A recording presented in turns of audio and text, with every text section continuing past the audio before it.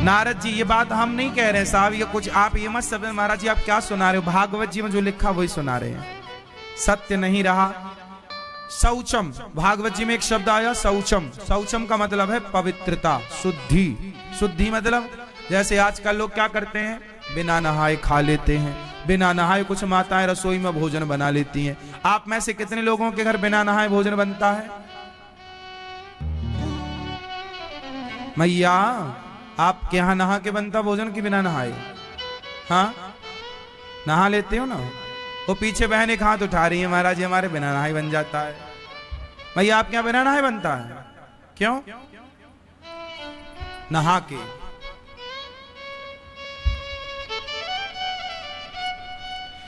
कैसे भोजन बनाना है? सवेरे स्नान करो, स्नान करने के बाद शुद्धि होने के बाद, क्योंकि जैसा होगा अन्न वैसा होगा मन, इसलिए भोजन कैसा हो?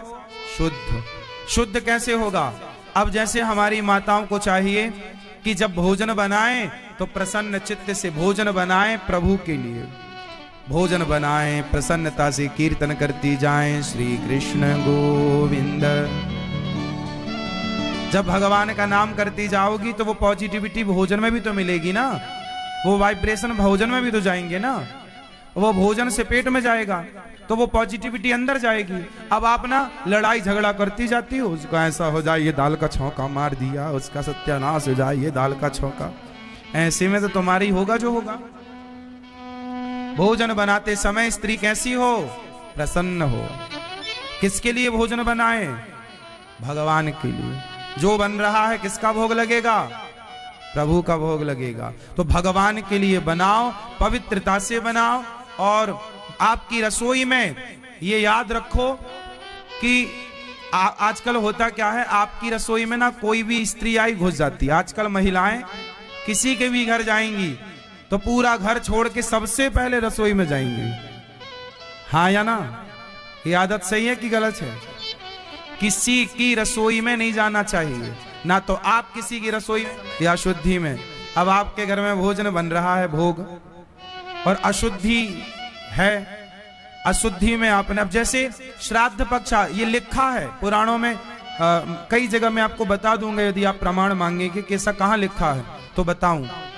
जब आप श्राद्ध पक्षों में अपने पितरों के लिए कुछ बनाते हैं ना, जैसे कुछ लोगों के घर में क्या होता है, श्राद्ध पक्षों में तिथि के दिन दाल चावल खीर पूड़ी बन के ना पितरों के नाम से एक थाली निकलती है, फिर वो थाली आप कौआ को खिलाएं या गाय को खिलाएं। ऐसा होता ना कि एक थाली पितरों के नाम से निकाल दी, फिर वो हमने गाय को खिला दी, वो ऐसा होता है ना। तो याद रखिएगा, जो पितरों के लिए भोजन बनता है, यदि उस पितरों के लिए बनने वाले भोजन में अपवित्र मासिक धर्म किसी स्त्री का हो, अशुद्धि अवस्था हो, और उस स्त्री ने यदि उस भोजन को ग्रहण कर लिया तो उसे आपके प्रेत नहीं, आपके पितर नहीं, वो प्रेत ग्रहण कर लेगा। आपके पितरों को वो भोजन स्वीकार नहीं है, वो भोजन, वो प्रसाद ग्रहण नहीं करते कि अशुद्धि में कोई स्त्री ने स्पर्श कर दिया। इसलिए चलो आप तो साफ सफाई में करती हो, आप तो शुद्धि में बना रही हो भोजन, पर आपकी पड़ोसन आई हो सीधा धम्म से किचन में रसोई में घुस गई। अब आप उससे थोड़ी पूछोगे बहन तुम शुद्धि हो अशुद्धि हो। इसलिए सबको बाहर, बहन वहां बैठो, वहीं आके हम आपसे मिलेंगे। भोजन नहीं, भोजन पर्दे के अंदर। बोलो हाँ, ये पुरानी परंपरा है। भोजन कैसे करना है, कैसे बनाना है? भोजन पर्दे के अंदर या पर्दे के बाहर? जोर से। क्यों अंदर? क्यों अंदर पर्दे के? क्योंकि मर्यादा है, भोजन में किसी गलत व्यक्ति की दृष्टि भी ना पड़े, क्योंकि शुद्धि जैसी शुद्धि। अब आजकल यही नियम, संयम नियम यही तो नष्ट हो गया, इसलिए तो बुद्धियां भ्रष्ट हो गई। पहले के लोग किसी के हाथ का पानी नहीं पीते थे। क्यों नहीं पीते थे? भाई तुम मांसाहारी हो, फॉर एग्जाम्पल जो हैं उनको बोल रहा हूं, आप लोग अपने को मत समझिएगा, एक समझाने के लिए ऐसा बोलना पड़ता है। माना कि आप आप मीन्स वो जो है, माना कि आप मांसाहारी हैं और आपने मुझे अपनी गिलास में पानी दिया, तो आप मांसाहारी लोग हैं, जो मांसाहारी हैं, जिनके घर में दिन रात मछली कट रही है, मुर्गा कट रहा है, उनके घर का मैं पानी पीऊंगा तो बताइए मेरी बुद्धि ठीक होगी कि बिगड़ जाएगी? बोलो। जैसा पीऊं पानी वैसे ही तो बोलूं वाणी, जैसा है ना। अब मैं आपके घर भोजन करूं, जो मांसाहार करते हैं, जिनके घर में बर्तनों में भोजन में मछली पक रही है, मुर्गा पक रहा है, बकरा कट रहा है, इनके घर यदि मैं जाके खाऊंगा तो बताओ मेरी बुद्धि भ्रष्ट होगी कि नहीं? तो मैं क्यों भ्रष्ट करूं अपनी बुद्धि? इसलिए मैं नहीं खाऊंगा, आपको भी नहीं खाना चाहिए। इसलिए भोजन कहां का? घर का, पवित्रता से। पुराने लोग घर पे ही खाते थे, अपनी बाल्टी लेकर जाते थे जहां कुआं मिलता था, अपना पानी खींच के पीते थे, किसी का पानी नहीं। पता नहीं सामने वाले का विचार कैसा है। यदि गलत विचार व्यक्ति के, गलत विचारों वाले व्यक्ति के हाथ का पानी भी पियोगे तो उसके विचार उस पानी के थ्रू आप तक पहुंचेंगे। कोरोना की बीमारी एक से दूसरे तक गई कि नहीं? बोलो हाँ। कोरोना एक से दूसरे तक गया कि नहीं गया? कि उसने बोतल पकड़ी तो तुम मत पकड़ना, सैनिटाइजर करना, वरना कोरोना हो जाएगा। यदि बीमारी एक से दूसरे तक जा सकती है तो आपके अंदर के विचार भी एक से दूसरे में ट्रांसफर होते हैं। इसलिए पहले के लोग अपना आहार विहार शुद्ध रखते थे, खान पान शुद्ध रखते थे। हमारे विचार आपके गंदे विचारों से मैच ना हो, आपके बच्चों के विचार उन गंदे विचारों से मैच ना हो, वरना विचार बिगड़ा तो चरित्र बिगड़ गया, फिर बचा क्या? पूरा खेल विचार का तो है साहब। बताओ, रावण का विचार ही तो बिगड़ा कि सीता को चुराएं, सर्वनाश हो गया। विचार ही तो था। शुरू में मैंने बात की विचारों की, विचार ना बिगड़ने देना। इसलिए मेरी मां, क्या खाओगे? बोलो मेरी मां, क्या खाओगे? शुद्ध। क्या खाओगे? भोग लगाकर, प्रसाद। प्रा मतलब प्रभु के, सा मतलब साक्षात, दा मतलब दर्शन। प्रभु के साक्षात दर्शन को प्रसाद कहते हैं। प्रसाद पाओ, जो बने दाल चावल सब्जी रोटी निकालो, तुलसी का पत्ता डालो, भोग लगाओ, फिर अपने दाल चावल सब्जी रोटी को दाल चावल सब्जी रोटी में मिलाओ, पूरा भोजन मिलाओ, फिर वो बच्चों को परोसो, वो प्रसाद है। खान पान शुद्ध। आजकल क्या बिगड़ा है लोगों का? खान पान। इसलिए खान पान बिगड़ने से दो चीजें बिगड़ गई, एक तो विचार बिगड़ गए, बोलो हाँ, और दूसरा स्वास्थ्य बिगड़ गया। हॉस्पिटल इतने क्यों खुल गए? पहले हॉस्पिटल की जरूरत ही नहीं थी। आदमी घर का सात्विक खाएगा तो बीमार क्यों पड़ेगा? बोलो हाँ। इसलिए जैसा खाए अन्न वैसा रहे मन, जैसी पिए पानी, जैसा पिए पानी वैसी बोले वाणी, जैसी राखे शुद्धि वैसी बने बुद्धि। हमारा धर्म है आपको समझाना, समझना ना समझना मर्जी आपकी। तो कितने लोग नहा कर ही रसोई में जाएंगे, पवित्रता से भोजन बनाएंगे, पवित्र विचारों से बनाएंगे, भोजन बना के भोग लगाएंगे, और वही बनाओगे वही खाओगे जिसका भोग लगता हो। वो मत बनाना, वो मत खाना जिसका भोग भगवान जी को ना लगता हो। आप लोग मांसाहार तो नहीं करते? अंडा मछली मुर्गी, अब देखो आप लोग नहीं खाते मछली मुर्गी अंडा, और यदि आपने उनके हाथ का खा लिया जो अंडा मुर्गी मांस वाले हैं, तो आपकी बुद्धि भी वो लोग भ्रष्ट कर देंगे कि नहीं? खाएंगे। हम आपके घर तब खाएंगे, आपके रोटी आपके घर में तब खाएंगे जब आप सात्विक होंगे, पवित्र होंगे विचारों से। आपके बाप दादों तक कहीं आपकी रसोई में कभी एक बार भी मांसाहार ना पका हो, तब तो वो रसोई शुद्ध है। एक बार भी अंडा तुम्हारी रसोई में बना तो वो रसोई नहीं है, वो राक्षसों का अड्डा है। वहां भगवान थोड़ी भोग लगाएंगे उस रसोई का कभी। जिस रसोई में किसी मुर्गी का गर्भ पका हो, वहां भोग भगवान जी थोड़ी लगाएंगे। इसलिए रसोई मंदिर होती है। क्या होती है रसोई? कितने लोग सहमत हैं इस बात से कि रसोई मंदिर ही होती है? रसोई क्या है? अन्नपूर्णा मां विराजती है रसोई में। कौन विराजता है? अन्नपूर्णा मां। मां है वो, भगवती है वो। इसलिए अन्नम ब्रह्म। वहां रसोई में जाओ तो नहा धोकर पवित्र। बच्चों को भी सिखाओ, बेटा नहा के रसोई में जाओ, उसे मंदिर मानो। मंदिर मानो। रसोई को मंदिर की तरह जूठे बर्तन छोड़ना नहीं, गूथा हुआ आटा फ्रिज में रखना नहीं, ये सब दरिद्रता को निमंत्रण देगा। फूटा हुआ बर्तन यूज में आया ना, फूटा, कुछ लोग कटोरी टूटी है, चटकी है, यूज में आ रही है, गलत है। चटका हुआ बर्तन, गूथा हुआ आटा, कि चलो आटा बच गया, सवेरे बना लेंगे इसकी रोटी ना, ये सब दरिद्रता को निमंत्रण देता। जिनके यहाँ बासे आटे की रोटी बनती है, जिसके यहाँ बर्तन रात में जूठे पड़ी रहते हैं, रसोई बिल्कुल गंदी पड़ी रहती है, अन्नपूर्णा, वो अन्नपूर्णा मंदिर है, वो मंदिर अशुद्ध हुआ तो वहां से जितनी एनर्जी, पॉजिटिविटी एनर्जी है, अन्नपूर्णा माँ की कृपा है, वो वहां से हट जाएगी। इसलिए बात समझो, बहुत साइंटिफिक बातें हैं हमारे शास्त्रों। पहले क्या होता था, माताएं भोजन बनाने के बाद तुरंत रसोई को गाय के गोबर से चूल्हे को लीपा करती थी। ये दौर किस किसने देखा है पुराना? मैया आपने देखा है? पहले कच्ची रसोई होती थी, चूल्हा लकड़ी वाला, कंडा। हाँ किया है आपने? हाँ, फिर मैया आप सब जानती हो, गोबर से लीपना, गोबर से लीप कर वो शुद्ध हो गया कल के लिए, है ना? ये सब पवित्रता, ऐसी पवित्रता में रहे हो, इसलिए आज तक आप लोगों के विचार पवित्र हैं। गंदगी आती तो विचार गंदे हो जाते। इसलिए आप बचे हैं, अपने बच्चों को भी बचाइएगा हर बुराई से, और आपका धर्म है कि आप अपने बच्चों को बचाइए और आहार विहार की शिक्षा दीजिए। क्या पहनना है, क्या उड़ना है, क्या खाना है, क्या नहीं खाना। आजकल समाज वो खा रही है जो नहीं खाने योग्य है, किसी के भी हाथ का खाए जा रहे हैं, कुछ भी खा रहे हैं। आदमी उंगली नाक में डाल रहा है, ऐसे ऐसे घुमा रहा, वही तुम्हें पानी भर के दे रहा, पानी पूरी में लो खाओ, और खा रहा आदमी, पसीना पहुंचता जा रहा है, और वही हाथ डुबा के पानी पूरी में भर के पानी दे रहा, तुम खा रहे हो मस्त। अब तुम्हारी बुद्धि का दिवाला नहीं निकलेगा तो क्या होगा? भ्रष्ट हो जाएगी बुद्धि। जो खाना हो शुद्धि से घर में बनाओ। क्या जो खाना है कहां बनाओ?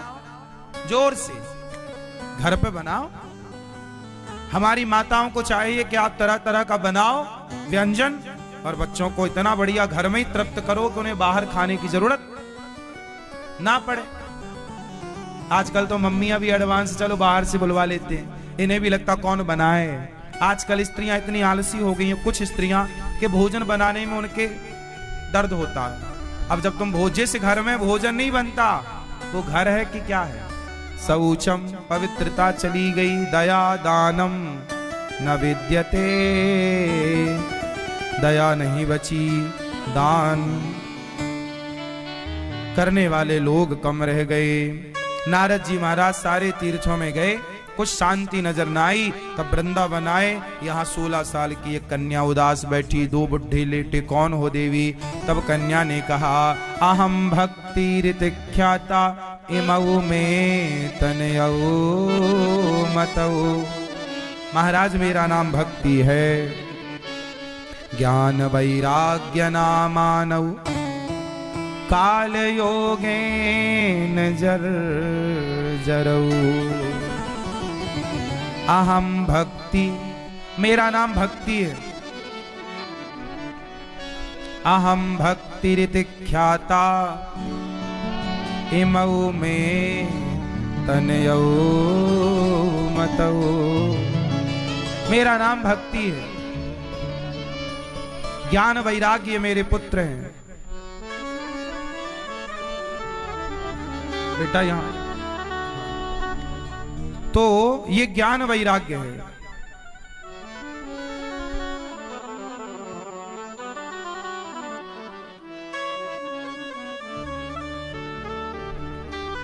अहम भक्ति ऋतिख्याता इमऊ में तनयऊ मतऊ, ज्ञान वैराग्य नामानऊ, काल योगेन जर जरू। महाराज ये मेरी बेटी भक्ति है, मेरा मैं भक्ति हूं, ये मेरा बेटा ज्ञान, ये मेरा बेटा वैराग्य। नारद जी बोले, भक्ति तुम 16 साल की और ज्ञान वैराग्य बुढ़ा। महाराज ये कलयुग है, महाराज मेरा दुख। नारद जी ने कहा मैं क्या सेवा करूं भक्ति। भक्ति ने कहा महाराज मेरा दुख दूर कर दो। ये कलयुग में भक्ति तो फिर भी सही है, पर ज्ञान वैराग्य बुढ़े हैं। क्यों? ज्ञान वैराग्य का कोई ग्राहक नहीं है। मतलब आज के जमाने में कोई ज्ञानी कहाँ बनना चाहता है। ज्ञान आ भी जाए किसी को तो घमंड आ जाता है। शुद्ध ज्ञान जो ईश्वर की प्राप्ति वाला वो ज्ञान नहीं है, और वैराग्य किसी को है ही नहीं। आज के जमाने में लोग क्यों परेशान है? त्याग नहीं है। क्या नहीं है? जोर से क्या नहीं है? जोर से मेरी मां त्याग। छोड़ता नहीं है कुछ भी। 100 गालियां सुनकर भी, 100 बातें सुनकर भी आदमी घर पे ही पड़ा। तुलसीदास जी अच्छे हैं कि एक बात में ही वैराग्य हो गए, त्याग दिया सब।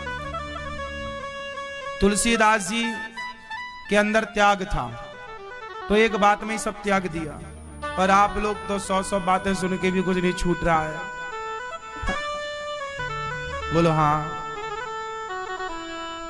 अच्छा ये बताओ, तुलसीदास जी की पत्नी ने क्या बोला था तुलसीदास जी के? उनको वैराग्य हो गया।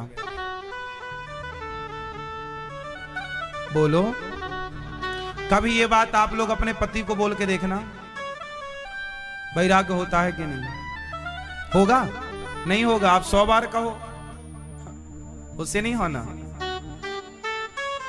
हाँ?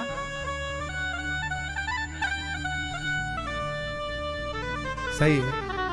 तुलसीदास जी की पत्नी ने कहा कि स्वामी जी जितना प्रेम हमसे करते हो इतना रघुनाथ जी से करोगे तो कल्याण हो जाएगा। इतना कहा था कि पलटकर कभी पत्नी की ओर देखा नहीं। हम आपसे ये नहीं कहते कि अपनी पत्नी को छोड़ दो, लेकिन पत्नी के साथ रहो, पर कैसे रहो? बच्चे हो गए ना आपके, तो अब पति पत्नी तुम साथ में रहो, पर भोगों से मन को हटाओ। भोगों से मन हटाओ। भोगों में जब तक उलझे रहोगे, वासनाओं में जब तक उलझे रहोगे, तब तक तुम मरे हुए हो, मुर्दे हो। भोगों से अब बेटे हो तो गए, अब भोग तो लिया संसार का सुख, अब क्या जरूरत? अब थोड़ा मन उनसे हटाओ, और तुम सारी जिंदगी अभी और भोगोगे भी तो लाभ क्या होना है? क्या पा रहे हो तुम? पा कुछ नहीं रहे, खो रहे हो। अपनी एनर्जी खो रहे हो, अपना पावर खो रहे हो। बदले में तुम्हें मिल क्या रहा है? तुम कह रहे हो बड़ा सुख मिला। ये सुख नहीं है। ये सुख, ये वैसे ही सुख है जैसे किसी को खुजली होती है ना, खुजलाने में बड़ा सुख मिलता है, लेकिन उस खुजलाने के बाद क्या होता है? पीड़ा होती है, जलन होती है। ऐसी भोगों को खुजली कहा गया है। खुजलाने का बड़ा सुख लगता है, पर ये जितना सुखदाई है उससे करोड़ों गुना दुखदाई भी है। ये बात आप हमारे इस इशारे को समझिए कि पति पत्नी रहें साथ में बुरा नहीं है, पर भोगी बनकर नहीं, परम योगी परम भक्त बनकर के रहो। साथ में ही रहो, पर अपने मन को जीत करके रहो।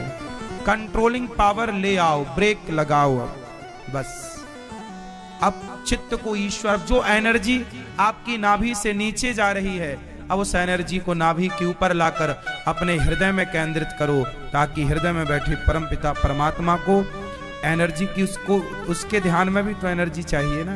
तो ध्यान में एनर्जी लगे, ईश्वर में एनर्जी लगे, भगवान के चिंतन में मन लगे, विषय वासना से मन हटे।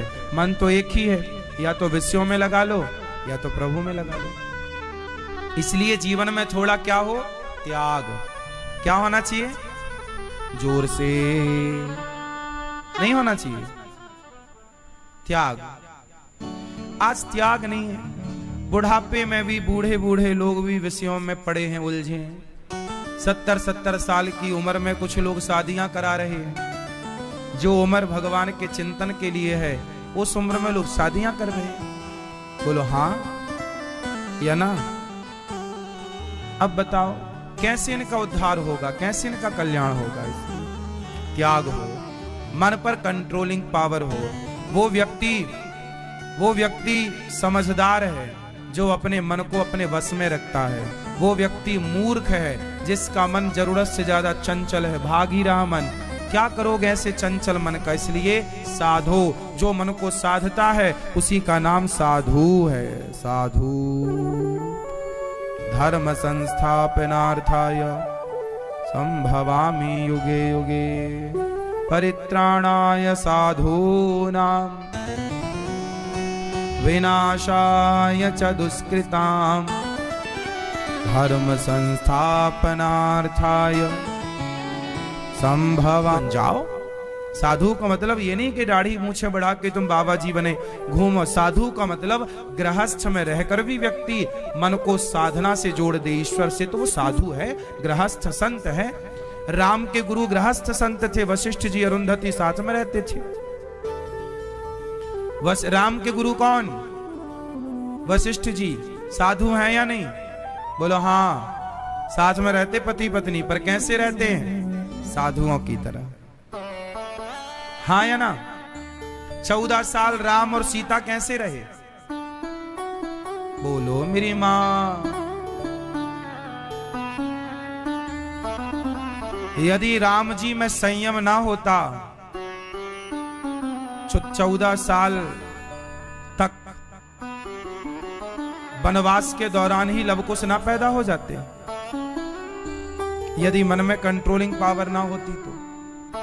पर राम भगवान है, मैसेज दे रहे हैं कि पत्नी के साथ रहना तो है, पर भोगी बनकर नहीं, परम संत बनकर योगियों की तरह जीवन व्यतीत। दोनों, पत्नी भी और पति भी। अब हो गया बहुत, अब लौटो, वापसी आओ, मन को चित्त को भगवान के चरणों से जोड़ो, अपार शांति मिलेगी। साहब आप एक काम करो, आपने पकड़ रखा है संसार को, यही मोह है। अच्छा एक हाथ उठाओ अपना ऐसे, दूसरे हाथ को पकड़ो, दबाओ जोर से, कस के पकड़ो। मैया पकड़ो, मेरी माँ, जोर लगाओ, जोर लगा के और जोर से दबाओ, थोड़ा कस के। अब छोड़ो। चलो बताओ, पकड़ने में सुख है या छोड़ने में? बोलो। यही तो कह रहे हैं कि विषयों को पकड़ने में नहीं, विषयों को छोड़ देने में सुख है। इच्छाओं को अब विषयों से निकाल कर अब इच्छाएं त्याग दीजिए। संसार को आपने पकड़ रखा है, जबकि पकड़ने में दुख है और छोड़ने में सुख है। इसलिए छोड़ दीजिए। जिस दिन छोड़ देंगे, छोड़ देने का मतलब क्या है? परिवार की ममता को छोड़िए। उम्र हो गई है, बुढ़ापा आ गया है, तो बेटा बेटी के मोह को छोड़ दीजिए। बच्चे हो गए हैं तो भोगों को छोड़ दीजिए और परम भक्त बनकर के सदाचार से अपना जीवन व्यतीत कीजिए। ब्रह्मचारी बनिए। मन बड़ा चंचल है, कभी कंट्रोल ना हो पाएगा ये मन। यदि बात नहीं मानोगे तो करने से होगा। ओ पापी मन, मन बड़ा पाप कराता है आपसे। ये बात सही है कि गलत है? मन किस किस का पाप कराता है? सारे फसाद की जड़ कौन है? बोलो मेरी माँ। सही है ना? पराई स्त्री में कौन ले जाता है? पराई पुरुष में कौन ले जाता? मन को त्यागी बनाओ, मन को हटाओ। सबसे धीरे धीरे मन प्रभु में लगे। देखो, बेटा बेटी अच्छे हैं, पर बेटा बेटी में मन लगाना अच्छा नहीं। क्या बात सही है? परिवार अच्छा है, पर परिवार में मन लगाना अच्छा नहीं। घर अच्छा है, घर में मन लगाना अच्छा नहीं। मन हमेशा एक जगह लगा रहे भगवान, तब तो बात सही है। वरना देखो, सब जैसे हैं वो तो देखो, आजकल आदमी गधों की तरह जीवन को ढो रहा है। सवेरे से शाम तक केवल परिवार का बोझा उठाता है पर वो परिवार जिसके लिए वो कमाता है, वो पत्नी वो बच्चे भी उसके अनुकूल नहीं है और कमा रहा है, उसे पता ही नहीं कि मानव शरीर क्यों मिला है। कमाना बुरा छोड़ी है, पर गधे ना बनो साहब। दिन भर गधों की तरह लोग फिर रहे हैं। बोलो हाँ या ना? आज के इंसान को गधे की तरह फिरते देखा है आप लोगों ने? बोलो हाँ। इतने खर्चे बढ़ा लिए लोगों ने, इतनी इच्छाएं बढ़ा ली कि अब इच्छाएं तो तुम्हें गधा बनाएंगे। अब इच्छाएं पूरी करना तो बनो गधा। गधों की तरह भाग रहे हैं सवेरे से शाम तक, फिर भी शांति नहीं, सुकून नहीं, भागने के बाद भी। क्योंकि गलत दिशा में भागोगे तो भागने से क्या होगा? बोलो हाँ। हीरे की खदान तो इस तरफ है और तुम भाग रहे हो उस तरफ। किसी के कान में हीरा, किसी के कान में हीरा, किसी की नाक में हीरा। क्या कहें हम आपसे, हमारे तो श्याम है हीरा, हमारे तो राम है हीरा। भगवान हीरा है। भगवान कौन है? तो भगवान की ओर भागना सही है, और भगवान को छोड़कर संसार की ओर भागना व्यर्थ है। अब आप देखो कहां भाग रहे हो। आप लोग अच्छे हैं कि भागकर वृंदावन आ गए भगवान के पास। अच्छा, नारद जी ने कहा देवी भागवत सुनो। भक्ति महारानी को भागवत सुनवाया गया। नारद जी ने सनकादियों से भागवत सुनवाई। भक्ति का भागवत सुनते ही सारा दुख दूर हुआ। नारद जी ने हृदय में जाकर भक्ति भक्तों के बैठी। नारद जी ने एक सवाल किया, महाराज जी कोई पापी भागवत सुनेगा तर जाएगा क्या? कोई पापी से पापी व्यक्ति भागवत सुन के तरेगा? हाँ। एक पंडित जी थे, नाम था आत्मदेव, उनकी पत्नी का नाम धुंधली। कोई बेटा नहीं था, घर से चले गए। संत में जंगल में एक संत मिले, संत ने फल दिया, पत्नी को खिलाना बेटा होगा। पत्नी धुंधली ने वो फल गाय को खिलाया, गाय को बच्चा हुआ। बहन का बेटा पैसे से खरीद लिया, नाम रखा धुंधकारी। गाय का बच्चा हुआ, नाम रखा गौकर्ण। धुंधकारी नाम का एक बालक था, बेटा, जो धुंधली का बेटा था, जो धुंधली की बहन का बेटा था। धुंधली ने पैसों में लिया था। वो बेटा जब बड़ा हुआ, इतना नालायक हुआ, उसने अपने बाप को मारा, माँ को मारा। इतना मारा कि बेचारी माँ उसकी प्रताड़ना से कुएं में कूद गई और बाप घर से निकल गया। 5 वैश्याओं को धुंधकारी ले आया। ऐसी औलाद जब अपने बेटों को सताती, बेटों को मारती, तो क्या करे? आज समाज में कुछ ऐसी औलादें हैं जो अपने माता पिता को सताती हैं। इसलिए अपनी माँ और अपने पिता दोनों को भगवान माना करो, दोनों को भगवान माना करो।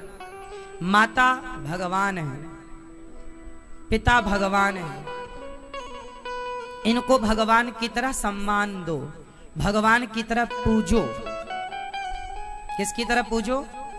भगवान की तरह। ये दास अनिरुद्ध गौरी गोपाल आश्रम में माता पिता जितने भी हमारी वृद्ध माएँ 277 माताएं यहाँ रहती हैं, और 277 माएँ सभी के सभी माएँ सुखपूर्वक गौरी गोपाल आश्रम में जीवन व्यतीत कर रही हैं। आजकल वो बेटे हैं समाज में जिन्होंने अपनी माँओं को घर से निकाल दिया। ऐसी औलादें हैं कि अपनी माँओं को निकाल देते हैं। तो ऐसी माताएं गौरी गोपाल आश्रम में आती हैं और यहाँ उनके रहना खाना सब निःशुल्क व्यवस्था है। तो आप भी परोपकार की इस श्रृंखला से अपने आप को जोड़िए। गौरी गोपाल आश्रम में जो सेवाएं चलती हैं, वो सेवाएं आप सब अपनी अपनी आंखों से देखिएगा। हमारी मैया जो कथा श्रवण करने के लिए यहाँ दिल्ली से चलकर आई हैं,